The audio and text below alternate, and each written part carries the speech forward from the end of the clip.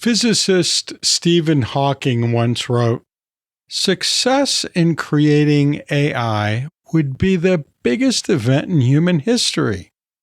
Unfortunately, it might also be the last, unless we learn how to avoid the risks." Welcome to the A&P Professor, a few minutes to focus on teaching human anatomy and physiology with a veteran educator and teaching mentor, your host, Kevin Patton.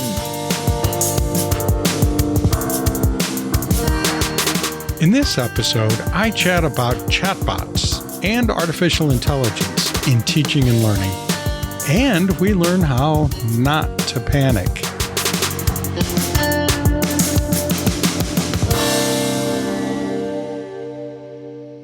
Weeks and weeks ago, I ran across a couple of media items about students using chatbots of various levels of sophistication to help them with their tests and assignments, often in unethical ways. What is a chatbot? Well, IBM defines a chatbot as a computer program that uses artificial intelligence, AI, and natural language processing, NLP, to understand customer questions and automate responses to them, simulating human conversation. Because I thought this chatbot thing might become a trend, I added this to my list of ideas for my annual psychic predictions for the world of teaching and learning human anatomy and physiology. But then I would see another story about this, and then another, and well, it soon got to where there was nowhere I could look without seeing something about these chatbots or AI or robots taking over higher education. To borrow the phrase of actor George Takei, oh my. Oh man, by bringing it up here, I guess I'm jumping on that bandwagon, I know. I mean, I don't want to be left out of a big important debate that all my friends are jumping into, do I? I thought, well, I'll just spend 30 seconds on it in my list of 2023 predictions, which was supposed to be one of the segments of this episode, which was supposed to be my annual debriefing episode. That's what I had scheduled in my planner. But the more I interacted with A&P professors and textbook authors and other colleagues, the more interesting angles and applications came up in our conversations. And a whole lot of worry. Oh my, a whole lot of worry. So I put off my debriefing until the next episode. And I'll just talk about a few things that have come up for me lately regarding this phenomenon. And perhaps most importantly, I'm going to share why I'm not worried and why you shouldn't be worried either. Well, not too worried. Starting with a sort of spoiler, I'll tell you that where I'm going to end up is not far from where I ended up back in a previous episode, episode 47, where I had a segment titled Teachers versus Robots, AI in Teaching.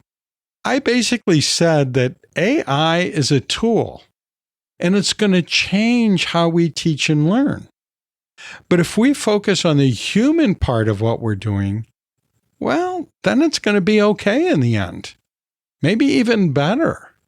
Even if AI gets more human-like, which is probable, we are all still humans and are still teaching humans and facilitating their growth in specific human outcomes.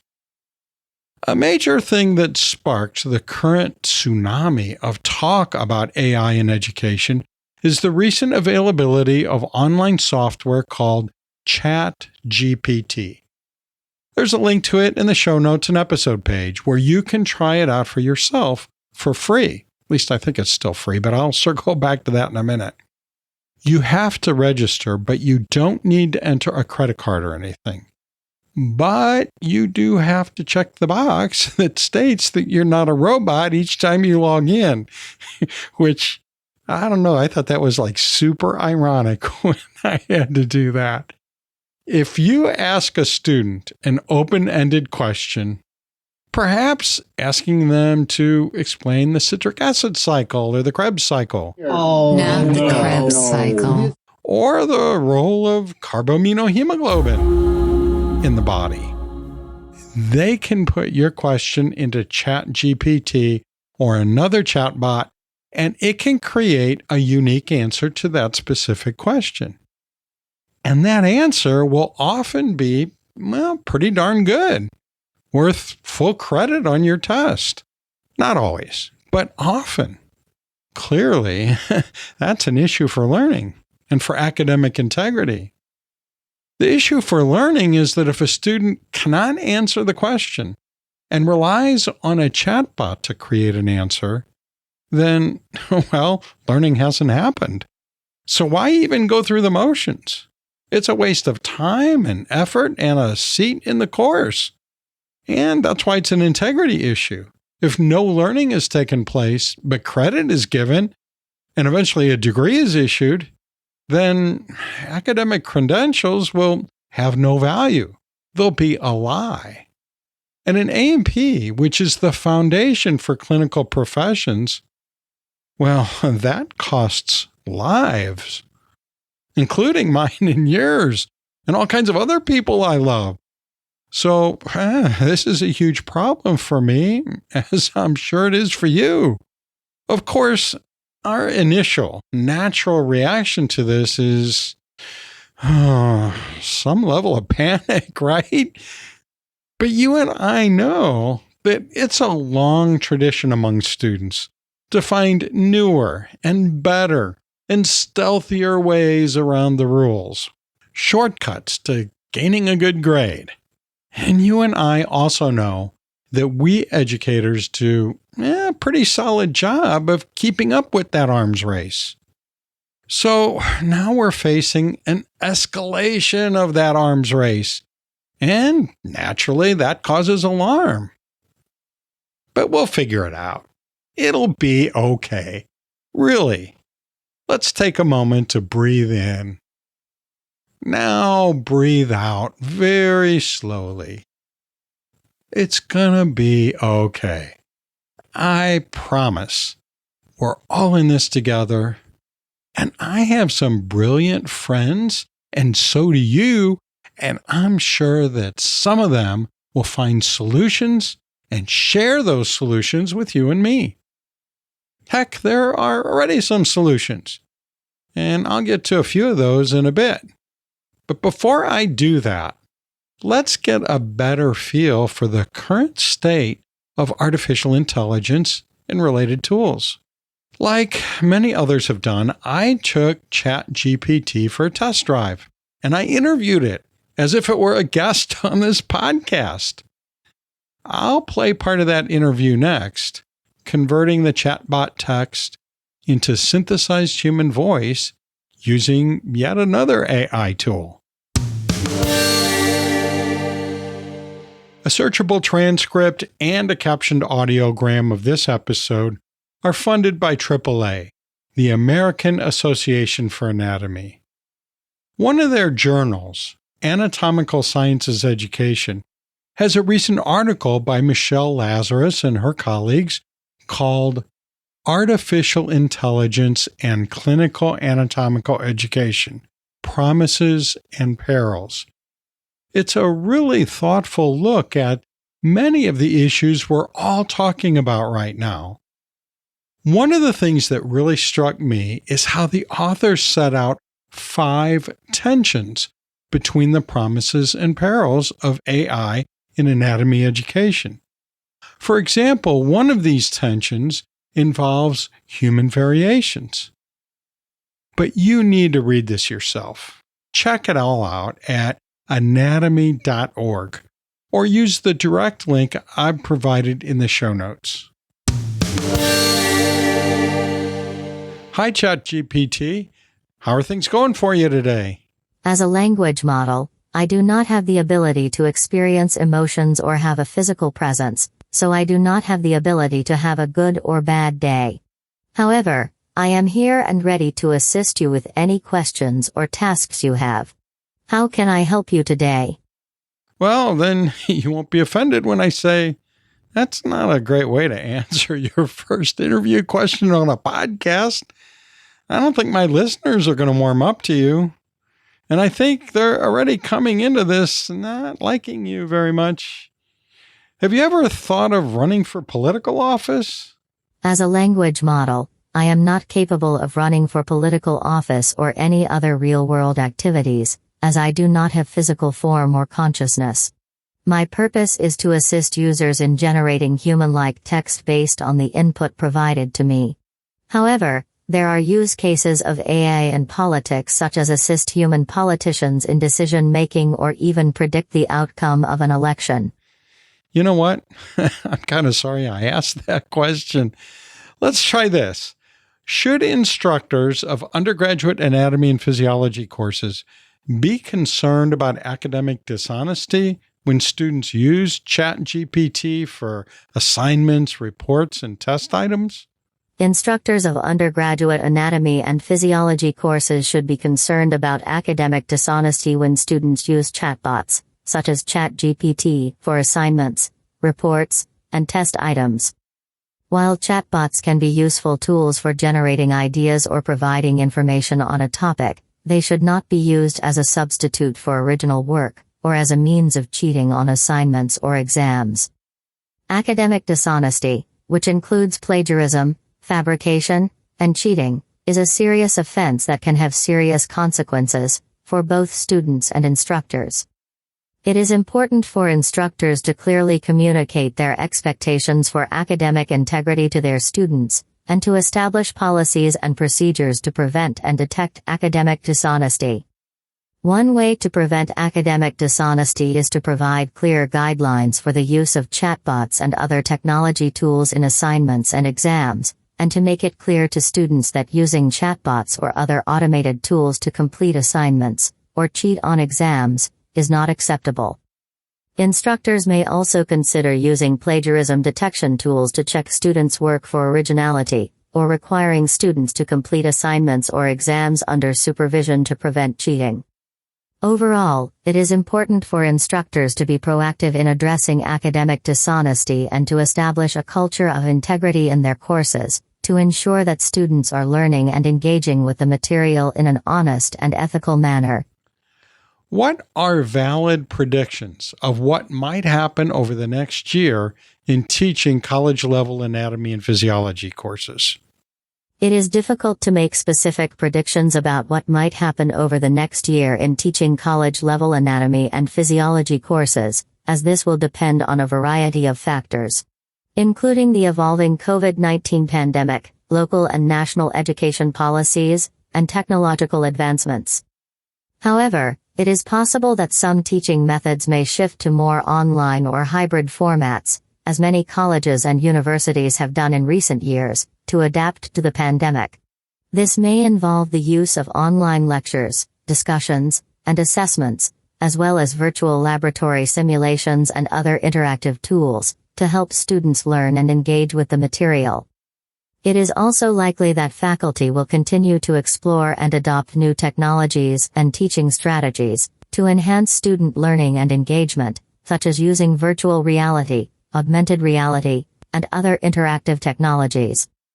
In addition, there may be a continued emphasis on adapting course content and teaching methods to meet the needs of a diverse student body, including students with disabilities, students from underrepresented groups, and students with varying learning styles and backgrounds. Overall, it is important for instructors to stay up to date on developments in their field and to be flexible and adaptable in their teaching approach, to ensure that students have the best possible learning experience. Why is carbaminohemoglobin one of the most joyous terms in human biology? Carbaminohemoglobin is not generally considered to be one of the most joyous terms in human biology. Carbaminohemoglobin is a type of complex molecule that is formed when carbon dioxide, CO2, binds to the protein hemoglobin in red blood cells. It plays an important role in the body's respiratory system, as it helps to transport CO2 from the tissues to the lungs, where it can be exhaled. While carbaminohemoglobin may be a fascinating and important topic of study for those interested in human biology, it is not necessarily a term that would be considered joyous in and of itself. The joy that individuals may experience while learning about carbaminohemoglobin, or other scientific concepts, may come from the sense of accomplishment and understanding that comes with learning and understanding new information. Are you trying to get under my skin? Because you are. Okay, I'll try a different one. Why do many people cringe when asked about the Krebs cycle?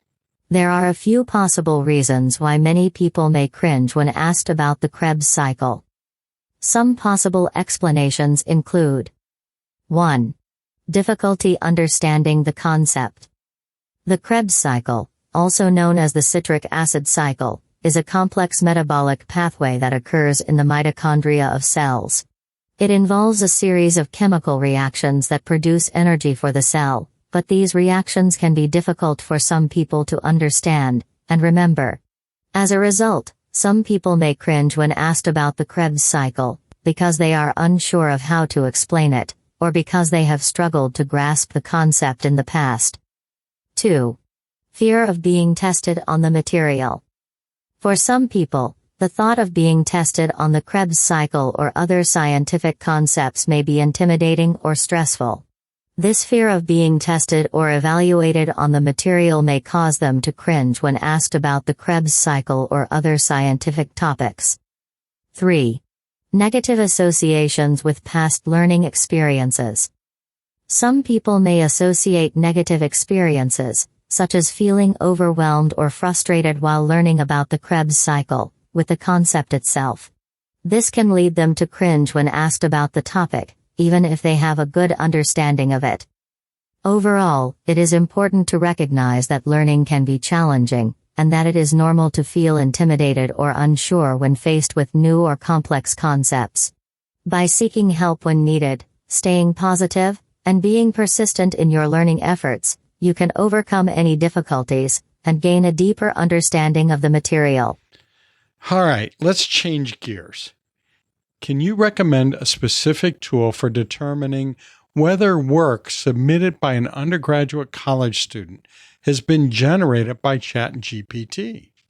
There are several tools that you can use to determine whether work submitted by an undergraduate college student has been generated by ChatGPT or other chatbots. Some options include plagiarism detection software. Many plagiarism detection tools, such as Turnitin or PlageScan, can help you identify instances of copied or paraphrased content that may have been generated by a chatbot. These tools work by comparing the submitted work to a database of other texts and identifying any significant overlaps. Manually reviewing the work. Another option is to manually review the submitted work and look for any signs that it may have been generated by a chatbot.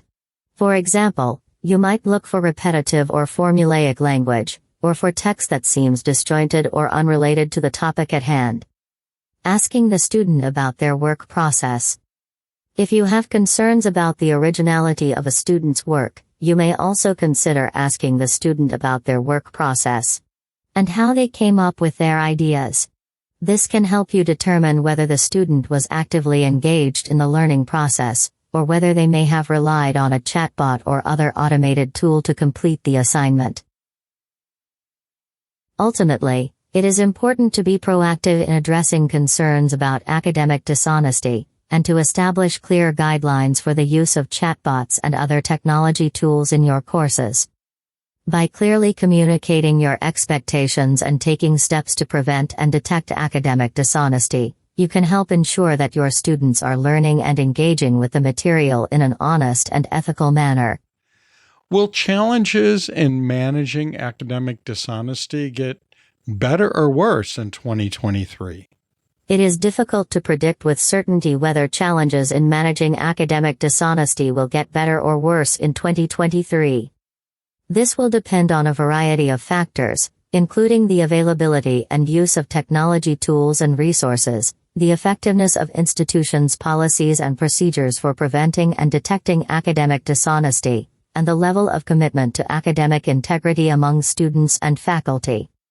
That being said, it is likely that advances in technology will continue to present new challenges and opportunities for managing academic dishonesty.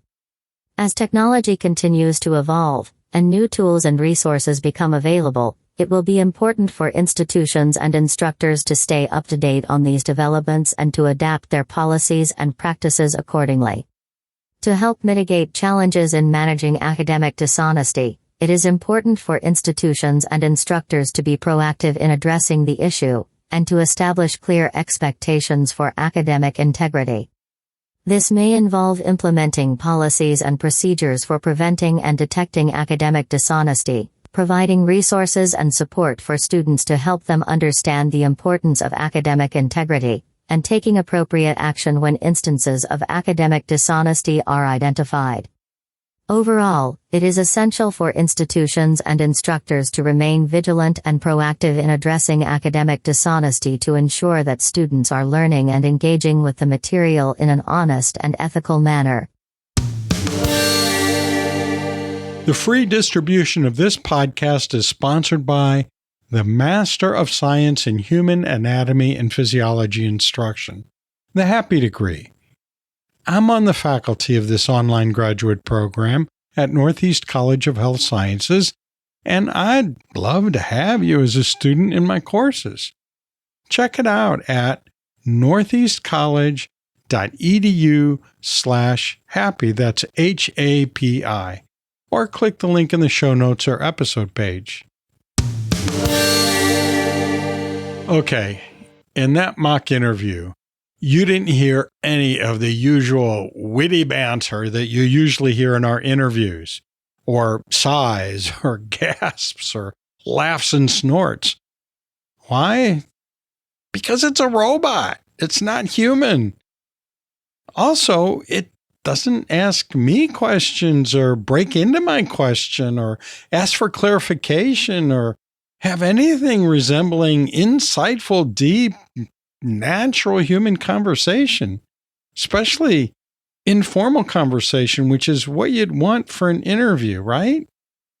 I heard somebody compare it to a ping pong match where conversation just goes back and forth, ping pong, ping pong. It's not so obvious here because ChatGPT really is pretty darn good.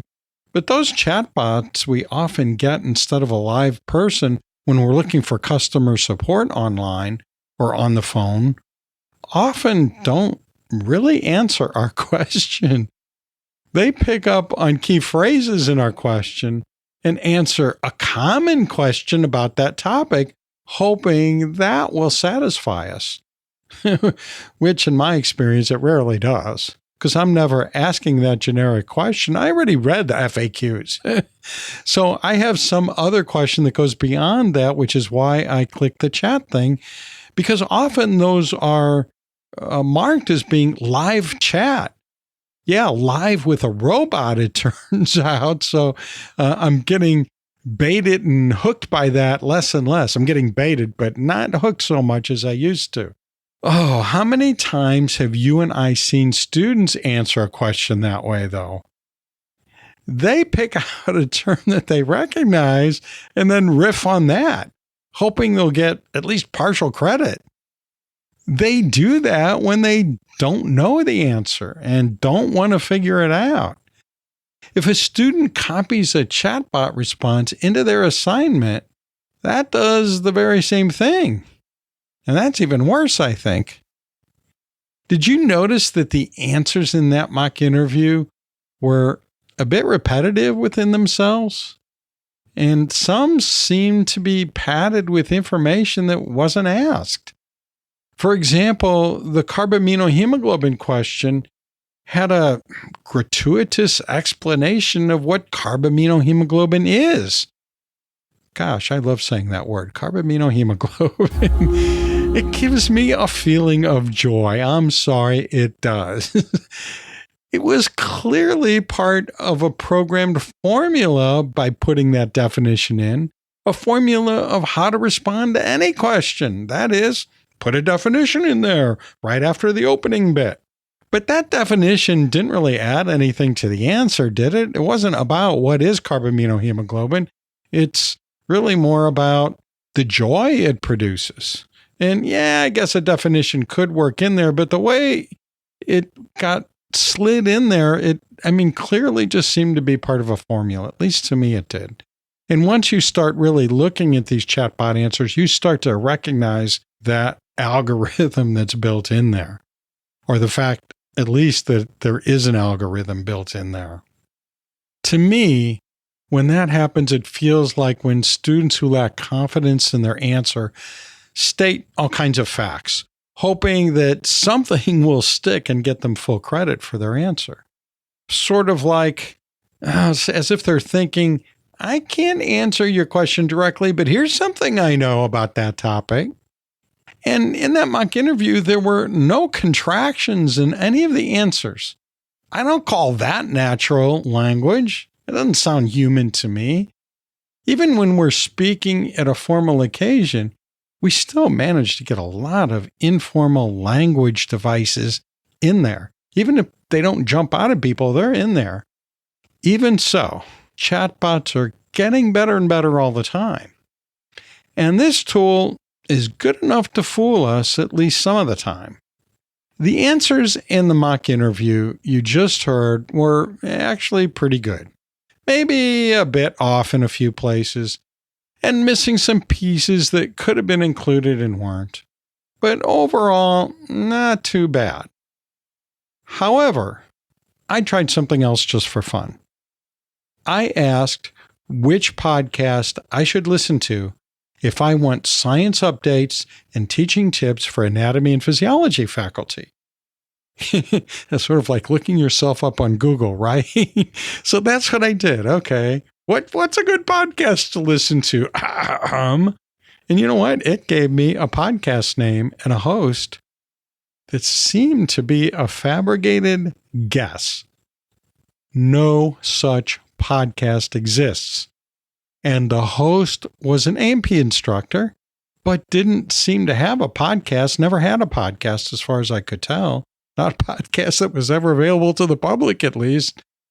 And in follow-up questions, ChatGPT admitted it was wrong several times in a row, because I kept asking questions to try and get it to give me the right answer. Sort of like, when we're dealing with a student or a group of students and we, ask more and more pointed questions, trying to lead them, point them exactly in the direction of where the right answer is. I was trying to do that for ChatGPT and say, oh, yeah, that was wrong. Well, here's another answer. Oh, wait a minute, that one was wrong. So, yeah, of course, it didn't say it that way because that'd be informal natural language. And instead, I apologize for getting that one wrong, but, and so, again, it sounded like a robot to me.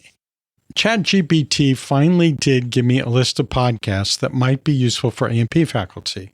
None of which, though, had that as their specific mission. They were just general science-y kind of podcasts or education type podcasts and not really specific to A&P and not necessarily aimed at that group. Some of them were, actually fairly close, but not really on the money.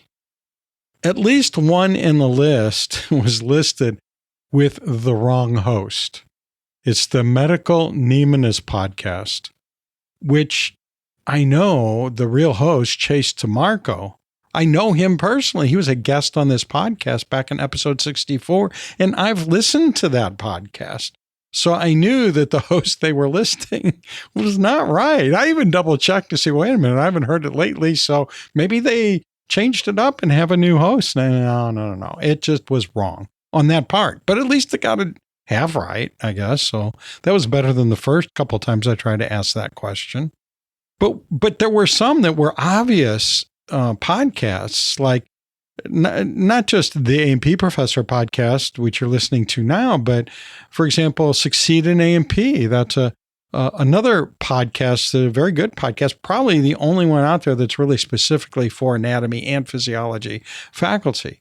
And then there are some others that are interesting to A&P faculty that you probably listen to and I listen to, and those weren't listed. But when I asked specifically about the A&P Professor podcast, it gave me a pretty solid endorsement. So that made me feel a bit better about my podcast. But it made me feel far less confident in any information I'd get from ChatGPT. I mean, it was really a glowing recommendation. I'm thinking, holy smoke, you're making this up. It's not, this podcast isn't that well regarded. Come on. It's a big gamble for anyone using it as their sole source or even as a background source without fact checking every single element of a response, at least based on that experience I had with ChatGPT. I would not trust it, at least not until it gets way better than it is now. So that first round in that mock interview, that gave me some maybe false confidence in how accurate it could be. When I went back and asked about these podcasts, whoa, man, it fell flat on its face. Now, you can read that mock interview about the podcast by downloading it from the show notes or episode page, or if you're using the free mobile app, the TAPP app, it's right there in the app as an extra bonus content for this episode. And you can get that free TAPP app by searching for the A&P Professor or searching for Kevin Patton in your device's app store. Now, right now, ChatGPT is using information from a database that was closed in 2021. So no new information after that closing point. So it's not connected to the entire internet, and it's not staying up to date. ChatGPT is a test product, not the final product. So I think we can count on all the flaws I just mentioned being corrected to some degree going forward, and other better chatbots being created in the near future. Now, before we move on to some strategies for dealing with chatbots and artificial intelligence tools in general, I just want to say that the discussions I've been having and have been listening to are all sounding more and more like the discussion we were having years ago about Wikipedia. Am I right? If you were teaching when Wikipedia first became well known, there was a lot of fretting about its accuracy and its reliability. A lot of professors and institutions banned its use entirely for students. Some still do. We fretted about students simply copying and pasting information from Wikipedia, or simply ignoring other sources and using only Wikipedia. And some students did that, and some students still do that. But as Wikipedia evolved into something much more accurate and reliable, not totally accurate and reliable, but much more than it was, and as we eventually understood how to use it as a tool more effectively, we're really not so worried about it anymore. If any of us want to find a quick rundown of something we never heard of, or something we used to know but we forgot about, like what was that philosophical school of thought that has just come up in a paper I'm reading now? I don't remember enough from my philosophy courses to read that, or my reading, or wherever it was that I first learned that. Or maybe it's some completely new thing that has recently been invented or discovered or formulated or whatever, and I want to find out about it. Well, any of us can just hop on Wikipedia and get a pretty good idea of what that thing is all about. I can go back to that philosophical school of thought and think, oh, yeah, transcendentalism. I remember what that is now. We talked a lot about that in philosophy class. How could I have forgotten? So it all comes back. Or that new thing about chatbots or artificial intelligence, which is relatively new and I don't know much about. So I'm going to go in there and check it out and get an overarching idea. I'm not going to learn everything about it. And there might even be a mistake or two in there, or something that's out of date. but I'll get a pretty solid, actually probably a very solid idea of what's going on.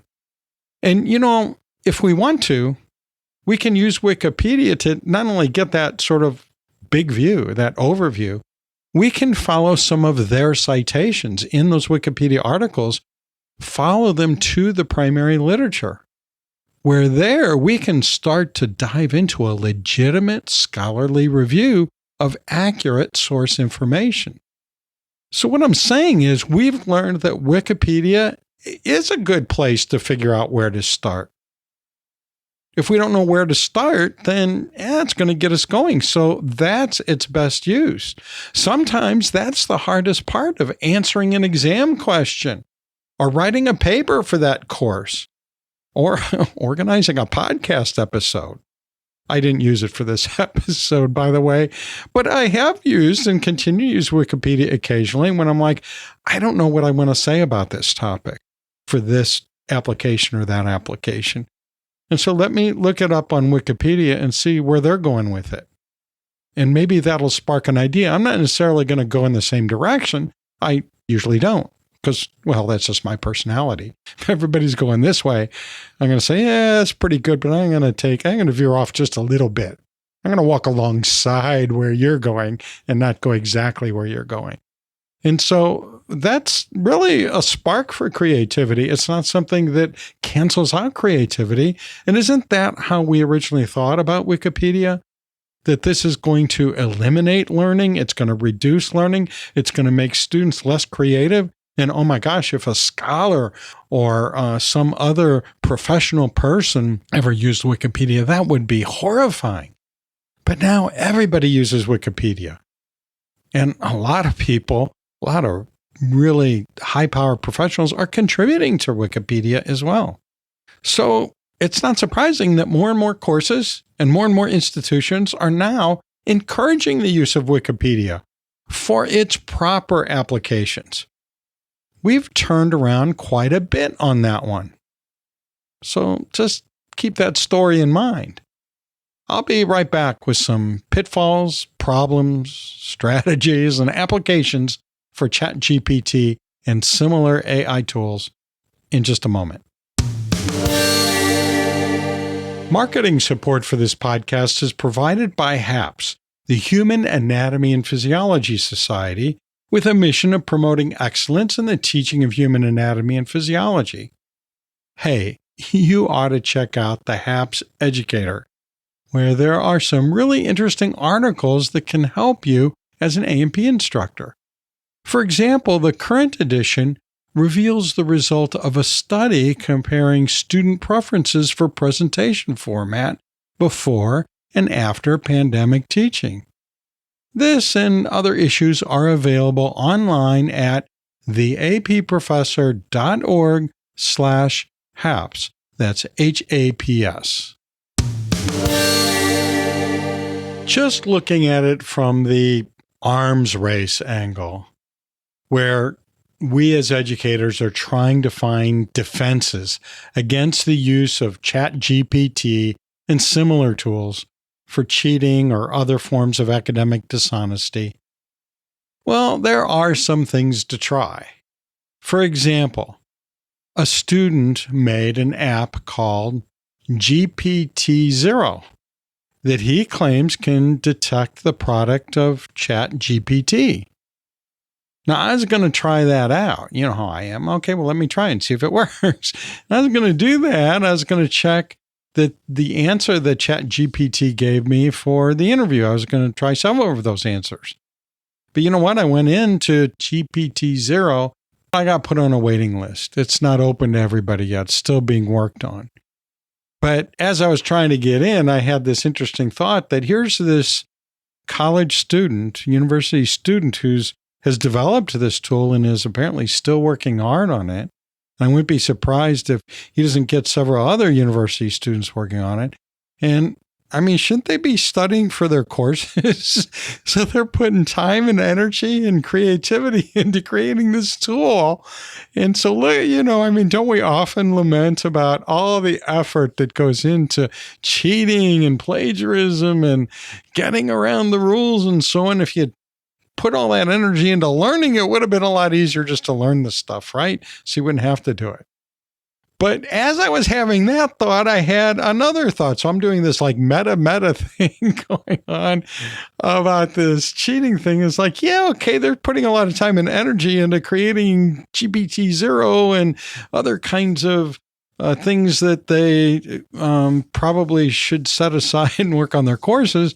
But you know what? They're learning a lot and they're being creative, and they're going to be better off having done those projects than not.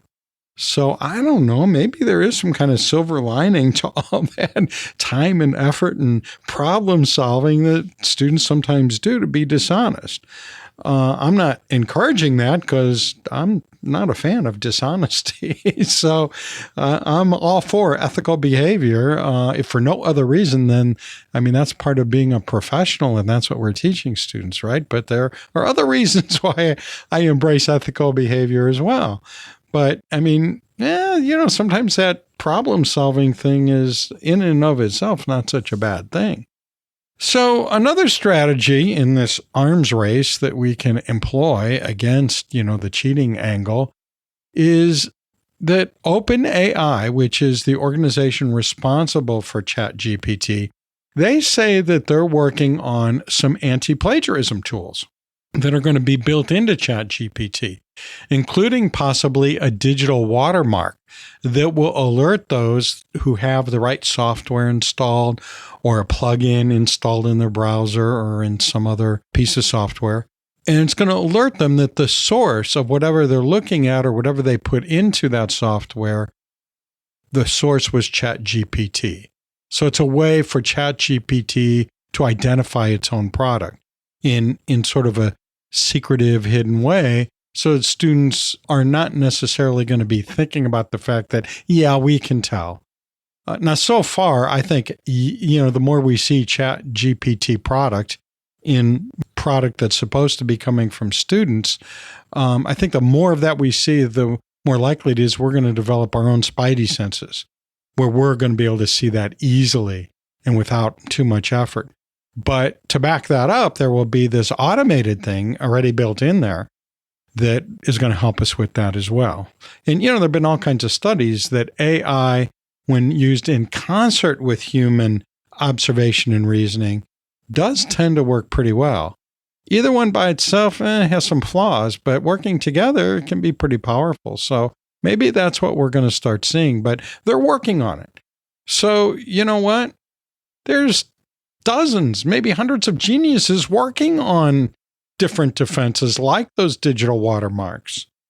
They're working on them at this very moment. So really, I'm not too worried about this whole thing. It's going to work out. I know it is. And then maybe that's because I kind of buy into the transcendentalist philosophy of optimism. Let's not go down that road. Another thing to consider is that this particular chatbot is a test version.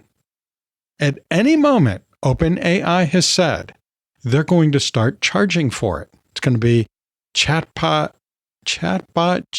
wait a minute, chatbot, oh, they ought to change the name of it. I'm having a hard time with it. Chatbot GPT Pro.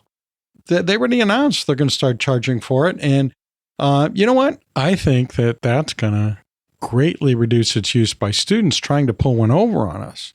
But still, it's going to be like whack-a-mole, isn't it? There'll be the next AI chatbot or report writer or test answer pop up before too long. There are a bunch of geniuses working on that too. I'm sure of it. They're supposed to be studying for their courses, but they're working on new chatbots, I bet. Some of them are. However, besides any built-in anti-cheating mechanisms that they do end up building into these things, there's another set of strategies that I've been talking about for a while, as have many others. And even the ChatGPT brought them up in my interview. For example, let's have an ongoing and deep and transparent talk about academic integrity.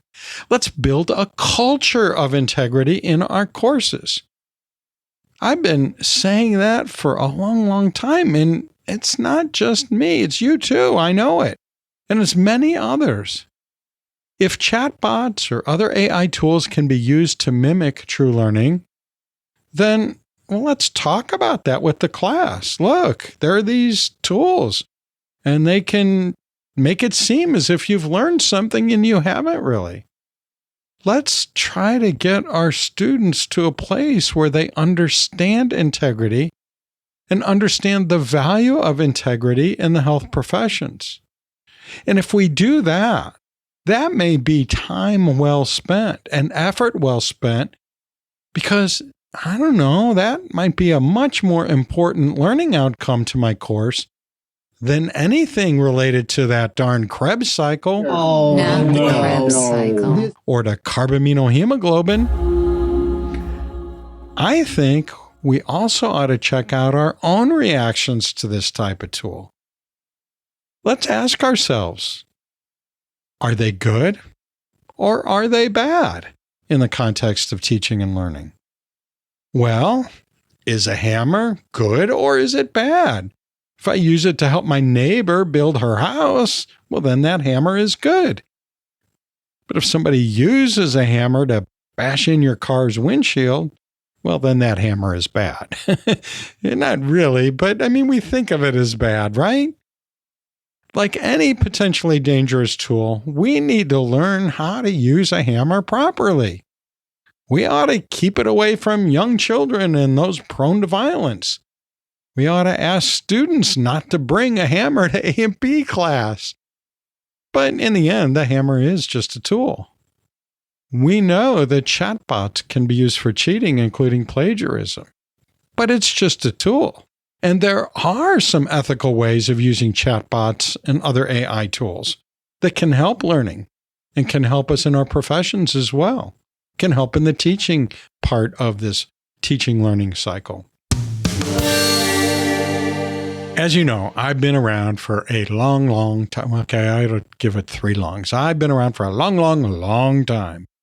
So I'm old enough to have been around when there was a similar controversy with calculators. Oh my gosh, if students start using calculators in a math class, they're going to get lazy and they're not going to know how to do anything. And now there's so many math classes and other applications of mathematics and engineering and science and so on that uses mathematics where a calculator is a given. It's sort of like, I can't really perform in class because I forgot my calculator today. Teachers carry extra calculators with them for students like me who occasionally forget or misplace their calculator. I'm sure there are students all over the world being scolded for not having their calculator. Yet when I was a youngster, it was like, you have a calculator, you shouldn't even be bringing that to school. But we learned how to use them properly, use them what we need to use them for so that we can free up our energy and our computing power in our brain to focus on the actual problems that we're trying to learn how to solve and not so much the computation part of it. I remember those kind of conversations about typewriters. If we use a typewriter and not write things out in longhand, isn't that going to damage our character and damage our ability to learn? And then beyond typewriters, it's like word processors. No, you need to be using a typewriter because if you're not able to use a typewriter, then you're going to fail later on. And then I already talked about the Wikipedia thing. These are all very similar. Now, more recently, when this all came up, I'm thinking, you know what? I use chatbots all the time. And it's actual artificial intelligence, at least some of them are. For example, I sometimes use Grammarly. Grammarly is a chatbot that I have subscribed to. What it does is it goes beyond the grammar checker that's already built into your word processor. And a lot of us rely on that as well. The spell checker, grammar checker, built-in thesaurus, built-in dictionary, all that stuff is usually in our word processor. But Grammarly goes a step beyond that. It's a little bit more intelligent and looks at it a different way. And what I like about it is it's sort of like having my built-in copy editor. Grammarly is a chatbot or at least AI that will go in there and it'll say, do you want to say this or do you want to say this instead? This is better if you say this. And so I can click on that other thing and it'll just replace it. So is that cheating when I do that? No, all kinds of professional writers do that. That's expected to be able to do it. Do I ask Grammarly to write an essay on transcendental philosophy? No, that would be ridiculous. It's not capable of doing that anyway. Maybe ChatGPT can. I'll have to try that sometime. Maybe it can do that, but it's going to be like Grammarly's substitution. Sometimes Grammarly's substitutions just didn't get what I was trying to say. No, don't do that. That's not what I want to say. Human copy editors, they sometimes do that, but not usually. They usually can kind of tell what it is you're trying to say. But occasionally, I have to reject what the copy editor changed and change it back to the way it was, or maybe say, maybe it wasn't too clear. Maybe I better find yet another way, a better way than either of those to do that.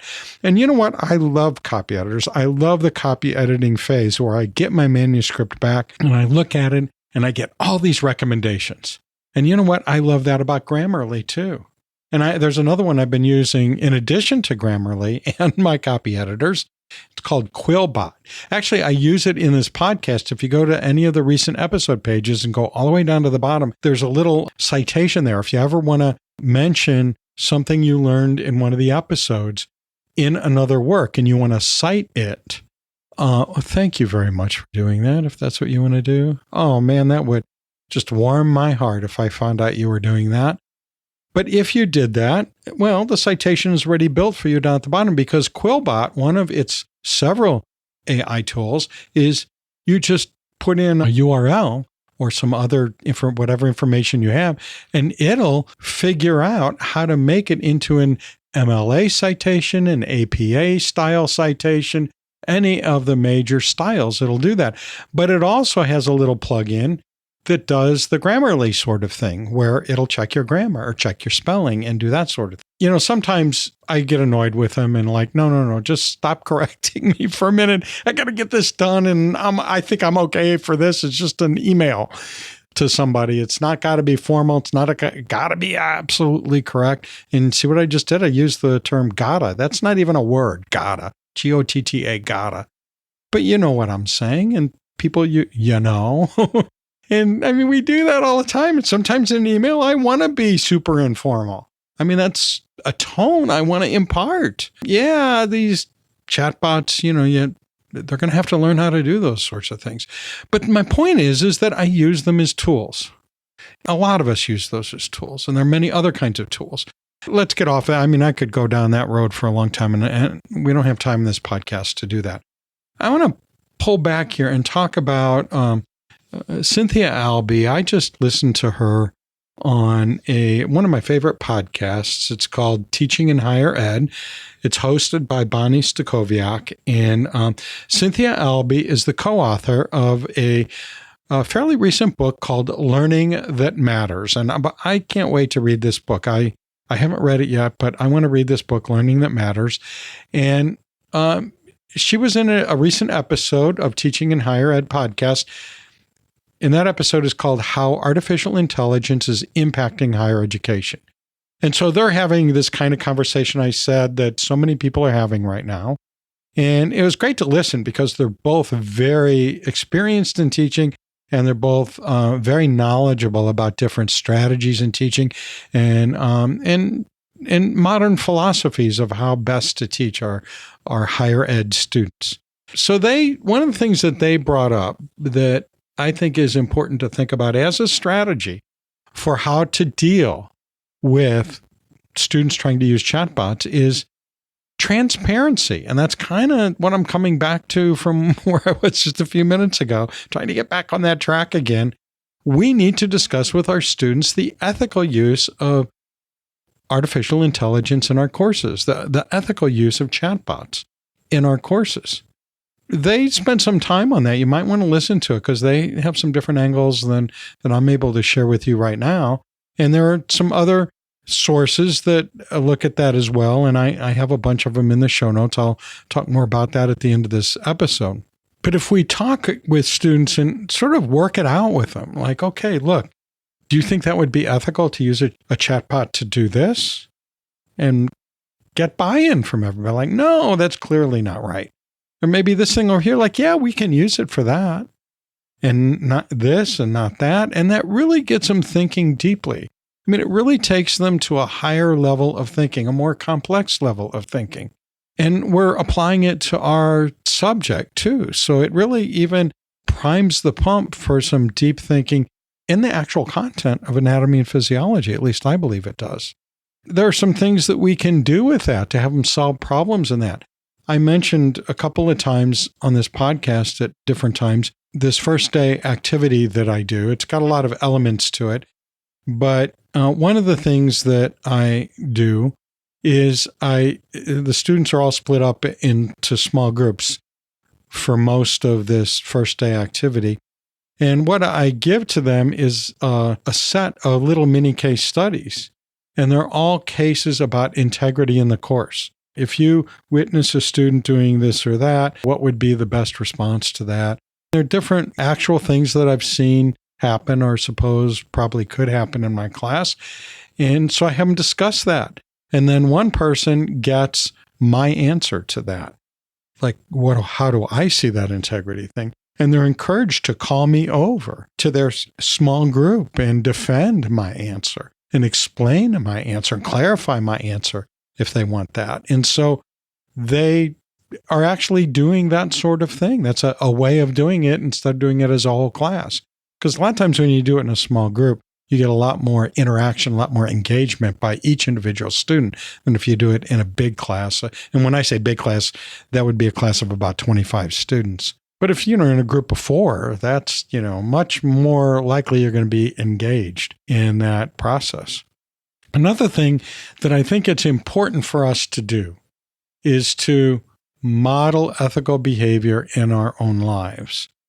Now, I know a lot of us use images from the textbook, but do we actually cite that to our students, say, this is from the textbook, so they know where we got it, and maybe explain once or twice or at various points in the course that we have permission to use the textbook images because we've adopted the textbook for their learning, and so that's okay for us to do that.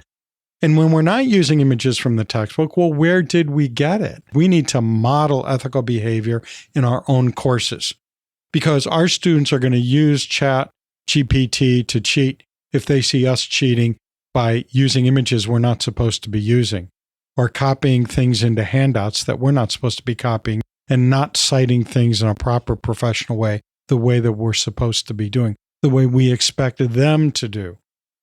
So ethical use of media. What about ethical use of specimens? That's a way to model ethical behavior. Maybe like not dressing up human remains for the holidays.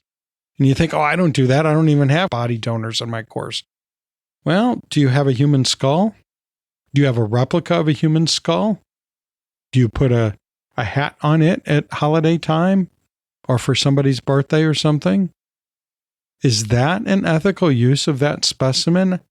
I don't know. I think we should have a transcendental philosophical discussion about that.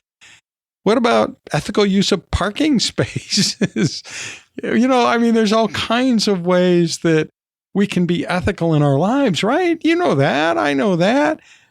But are we thinking about how we're being ethical in front of our students and modeling that ethical behavior? Because if we're not, then we can't expect our students to be ethical. These are the early days of artificial intelligence and all that. So I think that we're probably worrying more than we need to. I think things are going to work out. I also want to spend a little bit more time talking about some useful applications that our students can use and we can use in our teaching. And just a couple because there are so many, but just to get you and me thinking about this a little bit. One that I just recently ran across is called SciSpace. It's billed as your AI copilot to decode any research paper, the quickest way to read and understand scientific literature. Now, if you get my update newsletters a couple or 3 times a week, which you can get at the approfessor.org/updates, then you've already seen a story on this. But what it is that you can plug in a scientific paper and you're having trouble with some part of it. Like I don't even get what the abstract is trying to tell me. The one part that I should be able to understand, I can't understand it. Put that abstract in there, highlight the abstract, and it will reinterpret it in simpler language for you. So that might be a good tool, not only for us teachers, especially if we're reading a paper that's not all that well written, or we're reading a paper that's not in our area of expertise, or our students can use it as well. If we assign them papers, we can give that to them as a tool because they're often very intimidated. And I suspect that the more they use that tool, the less they're going to have to. I think it's more of a training wheel type thing. That's what I find is happening with my human copy editors and Grammarly and Quillbot is I learn a lot from them. I learned that I never learned that it's supposed to be this and not that, or which and not that, or that and not which. And so, that we can use SciSpace to kind of help us learn how to interpret scientific papers, complex papers. Another thing that my friend Terry Thompson, who you've heard from before in various episodes, she's given feedback before, she alerted me to this thing called HotPot, and I have links to all this in the show notes. Remember, I mentioned that.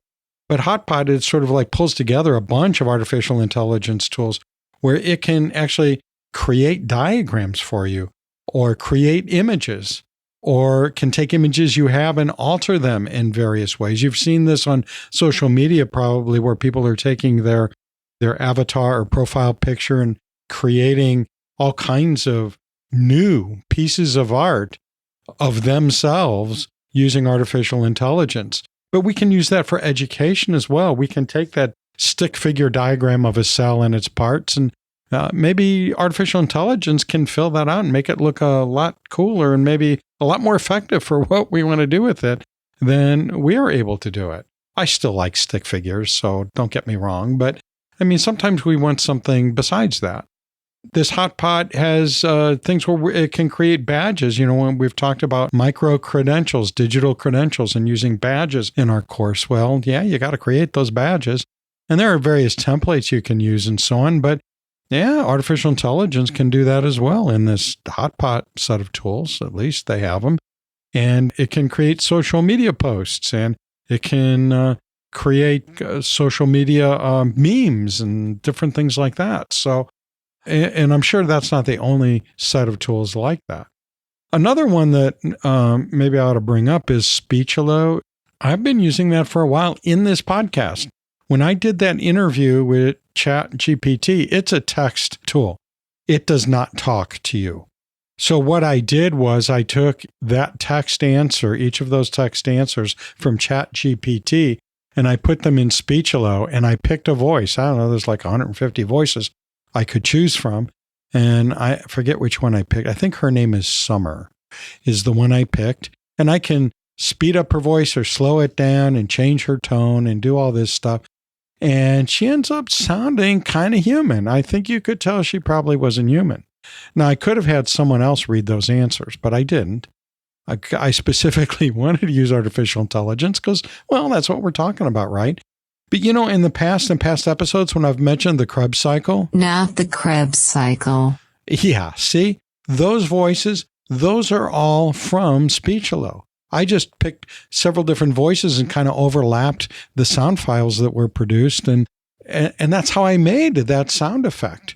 And there are several others I've done in the past where it's been an auto-generated, artificial intelligence-generated voice that you heard. Is that unethical? No, I don't think so. I think if I had ChatGPT write an episode and then plug that into Speechelo and didn't tell you that it was synthesized artificially, I think I'd be crossing a line there with ethics. At least in my own set of ethics, I'd be crossing a line. Maybe not legally or anything, but in my own mind. And we've heard of media outlets doing that. I think it was CNET, which publishes a lot of articles on technology, and they admitted that some of their articles are produced by artificial intelligence. And there's probably a lot more of that than we think is going on, and we're just not hearing about it. So, good ethical question to discuss in our course, maybe. Another thing I'm thinking about, which many others have also thought about and talked about, including Cynthia Albee and Bonnie Stachowiak in the Teaching in Higher Ed podcasts I just mentioned, is that instead of spending a lot of our time and effort and worry on protecting our current tests and assignments, we should take this opportunity to rethink how we assess and how we grade our students. Maybe now is the perfect time to start learning more about options for alternative grading, for example. Maybe we should look at alternative assessments as part of that quest for something better for our courses. For example, I think the authentic assessment movement, where instead of giving traditional tests and exams and term papers, we have students perform their knowledge or skills or applications and problem solving in some way that is more like real life or life outside the academy, and that it doesn't lend itself to having a robot dishonestly do it for them, or practice using robots in the way that it's ethical to use them, such as when a writer uses Grammarly to help them polish their writing, or uses a chatbot answer to sort of just get an idea where to start with their term paper. Like, I don't even know what to think about this topic that I was assigned or that I chose. So you use the chatbot answer, and then that generates some ideas, and then you creatively and independently and humanly go for that. So yeah, I think maybe there's a good outcome to all this. Think about it. Am I worried about the fact that we've already entered the age of robots in higher ed and we can't go back? We can never go back. We got robots now. We have artificial intelligence now. Am I worried? Not really. Actually, hardly at all. Now, partly that's because, well, I'm old enough to have lived through crises before. Heck, we all lived through the sudden chaos of pandemic teaching, didn't we? Maybe we're not fully recovered yet, but we're on our way, I hope. I was there way back in the olden days at the dawn of learning management systems.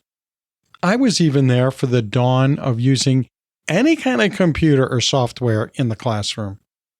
PowerPoint? Nah, we didn't have that. Nor did we have digital cameras. Oh, man, and what about smartphones and tablets and earbuds? And, well, there's a pretty long list of things we didn't have in the olden days when I first started teaching. All those things have been used for evil and not for good by some students.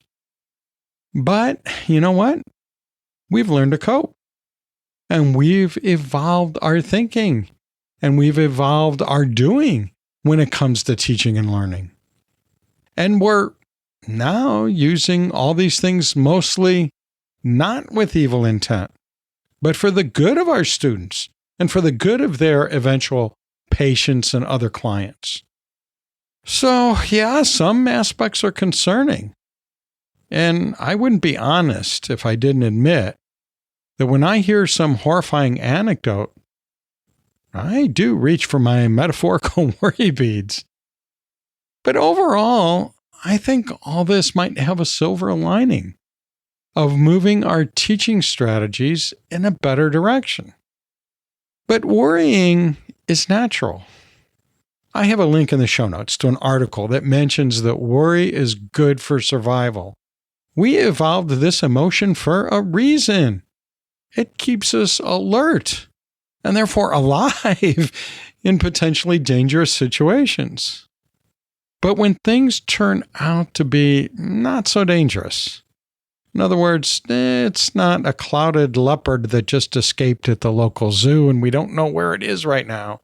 By the way, that did just happen at the Dallas Zoo, and I was a little worried. I was worried for the zookeepers. I was worried for the safety of the people living around the Dallas Zoo, and I was really worried for the cat because it was probably very terrified, and not only that, it was in grave danger of being killed immediately if spotted by the wrong person under the wrong circumstances.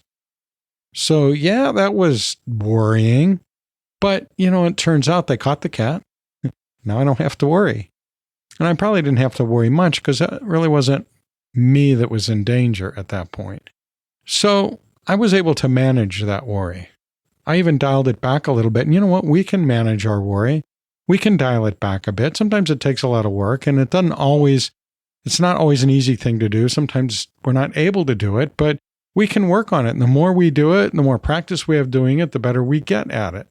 That article I mentioned suggests doing something simple to practice mindfulness, that's a good way to dial back that worry, at least when we don't need to be worried. I mean, sometimes we need to be worried. If the tornado sirens have gone off, please worry, because that will get you to shelter and make it more likely that you will survive.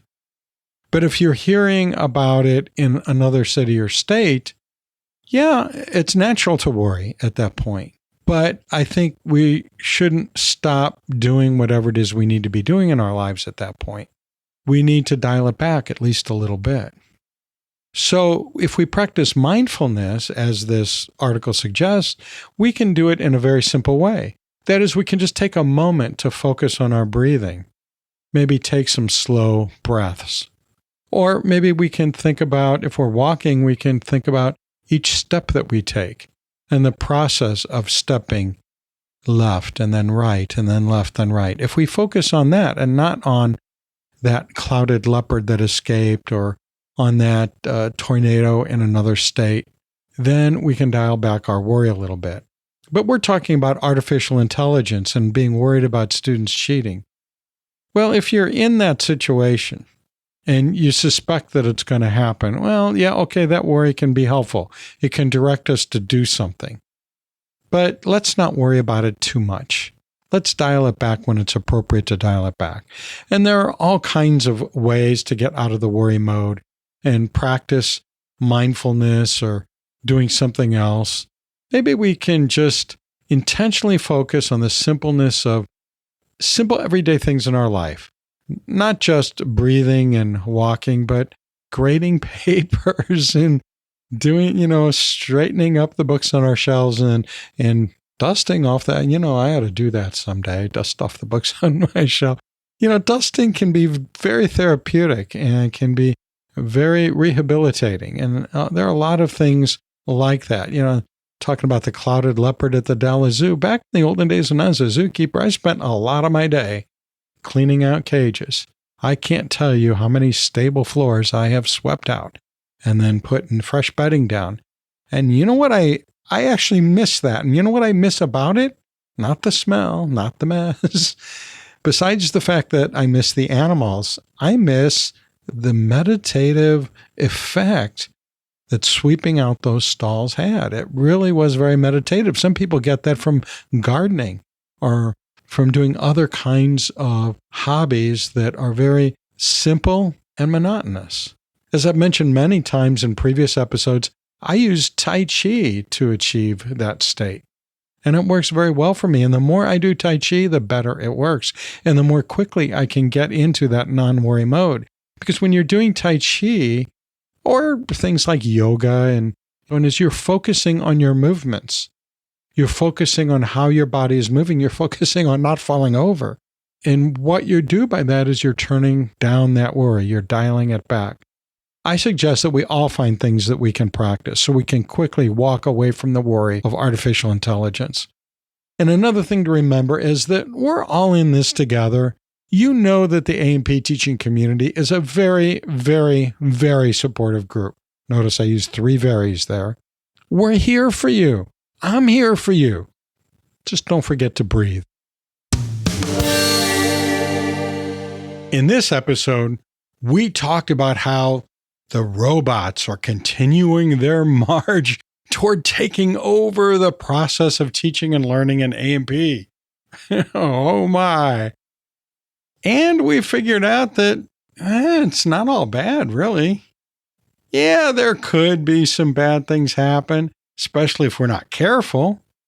But maybe we can get along with robots.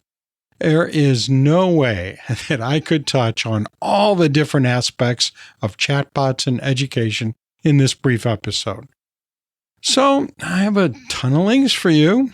As usual. Actually, I have a bigger ton of links than usual. And you know what? That's just a drop in the bucket because there are just as many new resources and opinions that have been posted just in the time it took to listen to this episode. This is really a hot topic right now. If you don't see my links in your podcast player, go to the show notes at the episode page at the approfessor.org/131. And while you're there, you can claim your digital credential for professional development for listening to this episode. You can do your part to keep this conversation going, to support each other and ourselves by calling in with your questions, comments, stories, anecdotes, poetry, and all kinds of ideas at the podcast hotline. You can reach us at 1-833-LION-DEN. That's 1-833-546-6336. Or send a recording or written message to podcast@theapprofessor.org. Hey, if you get caught up in a debate about artificial intelligence in teaching and learning, and you will, why not share this episode with your colleagues? Just have them search the A&P Professor wherever they listen to audio or in their device's app store. I'll see you down the road.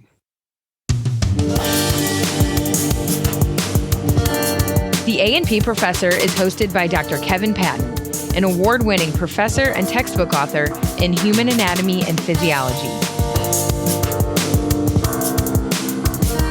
Some speakers in this episode were robots, not people. Do not trust them.